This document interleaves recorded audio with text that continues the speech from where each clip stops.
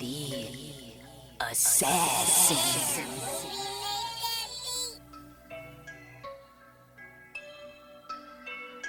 You know I break necks, call me Jack Tate. I have no regrets while your life is fading. I'm a crazy fuck equivalent to Satan. When I'm behind the mic, I feel like the greatest. You know I break necks, call me Jack Tate. I have no regrets while your life is fading. I'm a crazy fuck equivalent to Satan. When I'm behind the mic, I feel like the greatest. What up, y'all? You're listening to Sports Talk with Tropp, and I'm your host, Katie Tropp.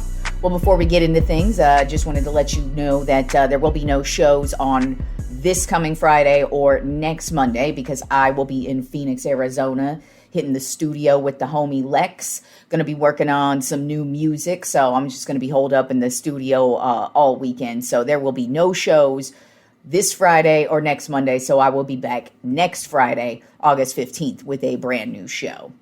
So let's get into today's show. We actually have some college football news out there since, we're only about 3 weeks away from college football. So the coaches poll was released today. And, as a Texas Longhorns fan, I'm really looking forward to this season because we do have some high expectations coming in. The last couple of seasons have been pretty good seasons. We've got Arch Manning going to be the starting quarterback this year, so looking forward to it. And apparently everybody else thinks we're pretty goddamn good because in the coaches poll, the number one ranked team is the Texas Longhorns, bitch, so hook 'em horns, motherfucker. Number two, though, is Ohio State. So week one, guess what?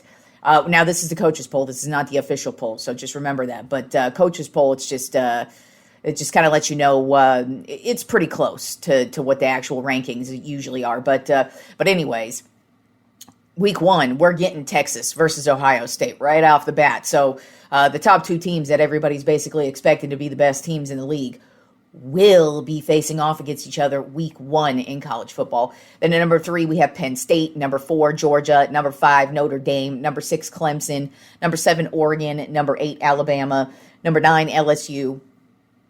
And number 10, the U, Miami. So, like I said, that's the coaches poll. That's not the official poll or anything, but it gives us something to talk about, gives us something to look forward to, especially if you're a Texas Longhorns fan. But like I said, week one, we've got a headbanger just right out the gate with Texas versus Ohio State, and these are looking to be the top two teams in college football. So, looking forward to it, that's for sure. All right, let's get into the Top 10 MLB Power Rankings for this week. And we do have us a new number one. And we actually have a couple teams who actually completely fell out of the ranks this week. The New York Yankees, like I said, they were already having problems prior to Aaron Judge in his injury. And it looks like he's coming back tomorrow, so it's not that big of a deal. But without him, they actually ended up getting swept by the Marlins over the weekend. It is the first time in Marlins history that they have ever swept the New York Yankees. So that just goes to show what kind of a terrible weekend they had. And I mean, it was a bad weekend. They blew a big lead on Friday night's game, and then they just had terrible. The Yankees defense just seems to be getting worse each and every week. So they have actually fallen out of the top 10 this week. I wouldn't be shocked if they make it back in, but right now they are not looking good. But there's a new team we have in there. There's also another team that's starting to dwindle away, just like the Yankees as well, but they are still in the top 10. So let's get to the new number one this week on the top 10 MLB Power Rankings, the Milwaukee Brewers. Overall record of 67-44, and they are the number one overall team in the league right now. That is the best record in the league, which is why I have them at number one, because we can no longer look at them and go, are they for real? Because it looks like they are for real, at least for now. They're 7-3 in their last 10 games. This past week, they took the series against the Chicago Cubs, their division opponent. So you always want to win those series. But then they also just kicked the crap out of the Washington Nationals as well. I mean, there were a couple games where they scored, I believe, 14 and 16 runs over the weekend. So that's just kind of what we're getting from the Brewers right now. And I got to say, this is Freddie Peralta's probably best season. Usually every single year he comes right out the gate. He has a great year, but it's always difficult for him to get that run support and actually end up with the wins in the end. Well, this year that is not an issue. Right now, Freddie Peralta has 12 wins on the season with a 3.08 ERA and 134 strikeouts on the season. So he's actually getting that run support, obviously, with what they scored over the weekend. Then you've also got Christian Yelich, who's just been having an amazing year, 21 home runs, 73 RBI. And then Jackson Chourio, he's just been getting hotter each and every week and just getting better and making some big plays. Right now, he's got 17 home runs on the season and 67 RBI as well, just right behind Christian Yelich in all the team stats there. Then at number 2 on my top 10 MLB Power Rankings of the Chicago Cubs. Overall record of 65-46. They're 5-5 in their last 10 games. This past week, they lost the series to the Milwaukee Brewers, but took the series over the Baltimore Orioles. And they still have zero issues scoring. I mean, it is just not even a problem for the Cubs. It kind of feels like every time they come up to bat, they're either getting on base or they are hitting home runs out of the park. And speaking of home runs, I mean, pretty much all their heavy hitters right now are just they're just smashing it right now. 3 of the guys have over 20 home runs. PCA's got 27 home runs. Seiya Suzuki's got 26 home runs. Michael Busch has 21 home runs. And Kyle Tucker, the guy who was expected to be the leader in all these statistical categories and hitting, only has 18 home runs behind those 3 guys. But he's been having a phenomenal year. But offensively, the Cubs they've been probably the most consistent team from start to finish so far when it comes to getting on base, when it comes to hitting home runs, when it just comes to scoring runs. They are having zero issues doing it. And it's really just the health of their pitchers that is really the main issue that they're having. Then at number 3 on my top 10 MLB Power Rankings, a team that just keeps bouncing up and down, but here they still remain, the Los Angeles Dodgers. Overall record of 65-47. They're 6-4 in their last 10 games. This past week, they took the series over the Cincinnati Reds and then took the series over the Tampa Bay Rays. Shohei Ohtani is having a monster season. You know, he's come out and pitched a couple of games here so far and looked pretty solid. He did suffer, it looked like maybe a little bit of a strain the other day, but it was nothing serious. So looks like he'll be back out there. But as far as hitting goes, he's got 38 home runs, 73 RBI. So it's just another season for Ohtani. But it's really all about their starting pitcher, Yamamoto, who's just been having a monster year himself. He's got 10 wins on the season, 2.51 ERA and 139 strikeouts. So those guys are just the 2 most consistent dudes on the team. Mookie Betts has been having a very odd season. He's just been slumping hard all season long, but even so, they've been able to work around it and get around the injuries that they've been suffering, because it looks like Edman is going to be headed back to the injured list himself. He just came off of the injured list not too long ago, and then he sprained his ankle yesterday in a game. So it looks like he's going to be headed back to the injured list. So it's just that thing for the Dodgers where they are overcoming all these injuries, but maybe that's why they're just bouncing up and down. But still, they're the Dodgers, and whoop, there they are. Then at number 4 in my top 10 MLB Power Rankings of the Detroit Tigers. Overall record of 65-48. They are 5-5 in their last 10 games. This past week, they took the series over the Arizona Diamondbacks, but lost a close one to the Philadelphia Phillies. But they do seem to be back on track. You know, the Tigers, to start the second half of the season, it was very shaky for them. They just weren't looking as solid as they started the season off. But now it kind of looks like they're back on track. Their starting pitchers are starting to get back in order. The defense is definitely getting back in order. And I just kind of feel like Detroit, that slump was just a little bit of a slump, but they're probably going to be right back at it. I mean, their division is trash, so they should easily win this division. It's just they need to remain consistent if they want to make it to the World Series. Then at number 5 on my top 10 MLB Power Rankings, the team that was number 1 last week but is now in a slump, and that is the Toronto Blue Jays. Overall record of 65-48. They're 4-6 in their last 10 games. This past week, they lost the series to the Baltimore Orioles and lost the series to the Kansas City Royals. And, like I said, I kind of felt like this American League East was going... all the teams were basically going to do this, where they were going to surge, hit the top, and then fall back down. Surge, hit the top, and fall back down. And I kind of felt like pretty much any team in this division could do that. And so that's basically what Toronto's doing right now. They surged up, and they still are leading the division, of course, but now they are slumping. I think part of the reason, though, is George Springer. He's on the injured list right now, and so they're missing his offense. I mean, he's been a huge source of offense for them for this entire season. So that's probably been a big deal for them, but they still made some moves at the deadline, and I still expect them to be competitive in this division, but I just kind of also expected all the teams in the American League East, including the Orioles, who are terrible. But I expected all of these teams to kind of have their moments, and right now the Toronto Blue Jays are having their down moment.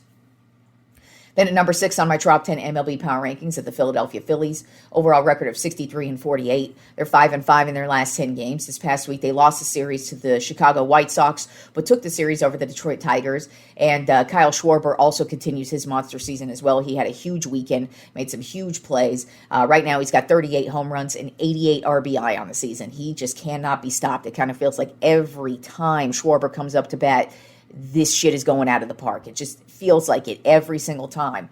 And he did that over the weekend where he just came right up the bat and saved their asses in one of the games over the weekend. So he's having a monster year, but also somebody who's having a great season who I haven't even brought up yet, just because, I mean, the starting pitchers for the Phillies, they've got a lot of stars on there. But Christopher Sanchez, he's having a phenomenal year with 10 wins, a 2.40 ERA, and 145 strikeouts, and he's just pretty much been money every time he's come out to start. So Phillies are getting they're getting some great baseball for in all ways on the field right now. They're getting some production at the offensive side of the ball, but also the defensive side of the ball, and then their starting pitchers are just playing some great baseball right now. Then at number 7 on my Tropp 10 MLB Power Rankings of the New York Mets. Overall record of 63-49. They're 5-5 in their last 10 games. This past week, they lost the series to the San Diego Padres and lost the series to the San Francisco Giants. Just kind of feels like they are in that little bit of a slump right now. But a player I haven't really talked about much this season, but he's having a great year, is Brandon Nimmo, batting a .260 with 19 home run and 67 RBI. So 63 RBI, so just having a great year himself. And then Soto, like I said, he keeps he's getting hotter as the season wears on. He's got 25 home runs and 63 RBI. And then of course Pete Alonso, he's got 24 home runs and 86 RBI on the season right now. So they're getting a lot of offense. It's just the injuries have been an issue for the Mets themselves, and they're slowly getting their starting pitchers back.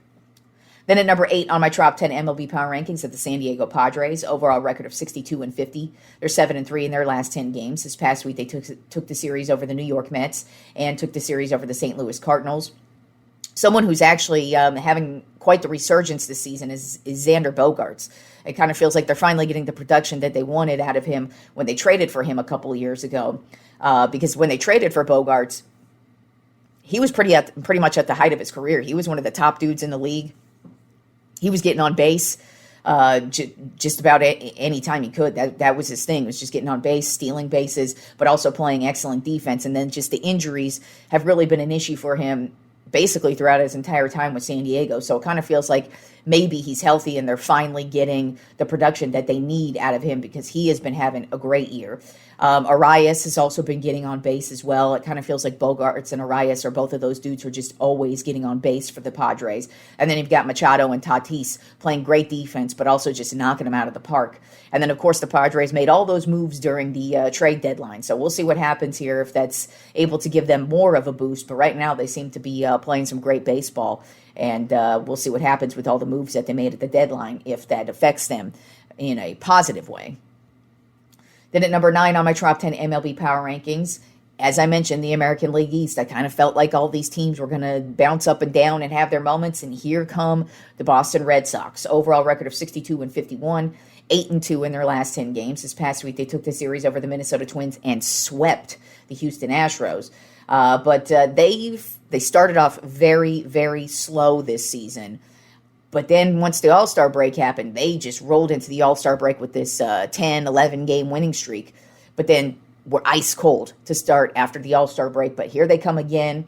It just kind of feels like they're a team. They've got some good parts there, but they just can't seem to put it together at the right time. You got Garrett Crochet, who's been having a phenomenal year with 12 wins, 2.23 ERA, and 175 strikeouts. Alex Bregman has fit right in with this Red Sox team. He's come back from the injured list and really provided a huge source of offense for them. But I'd say the story of the year is actually Trevor Story. He's another guy kind of similar to Bogaerts, where when he was with the Colorado Rockies, he was a solid guy. He had some great he had a couple of good seasons there, but it's just the injuries were his issue. And then ever since he's come to Boston, that has been his problem. He's been suffering with these debilitating injuries. So it kind of feels like Trevor Story is now finally playing healthy now, and he's actually been great since the second half of the season began. And then you also have Jarren Duran, who's having a solid year himself. So look out for the Boston Red Sox to potentially, because now they are actually in second place in the American League East. They're right behind. They're right on the Blue Jays' ass right now. So don't be shocked if you see the Boston Red Sox take over that number one spot in the American League East. And then rounding out the top 10 MLB Power Rankings this week, a team that has just been tumbling the last couple of weeks, and that is the Houston Astros. Overall record of 62-50. They are 2-8 in their last 10 games. This past week, they took the series over the Washington Nationals, but got swept by the Boston Red Sox. And these injuries just keep catching up to them and are piling up on them. They lost Paradis last week, and now it looks like they're going to lose Jeremy Pena, who's been having a career year. But they did trade for Correa at the perfect time because he came in, had a home run over the weekend. But it just kind of feels like these injuries are really starting to take a toll on the Astros. Lucky for them, they're not in a really strong division, but you got to watch out for those Mariners because they are quite capable of taking over the division if the Astros keep losing the way they're losing. But the injuries are piling up, and they just had a terrible game yesterday against the Red Sox, where they just had mistake after mistake after mistake, and it's kind of starting to look like they're looking similar to the New York Yankees at this point, where it's just a lot of their defensive mistakes are costing them a lot of games in the end. All right, y'all, enjoy the rest of the week of sports, and I will talk to you fools next Friday, August 15th, when I get back from Phoenix.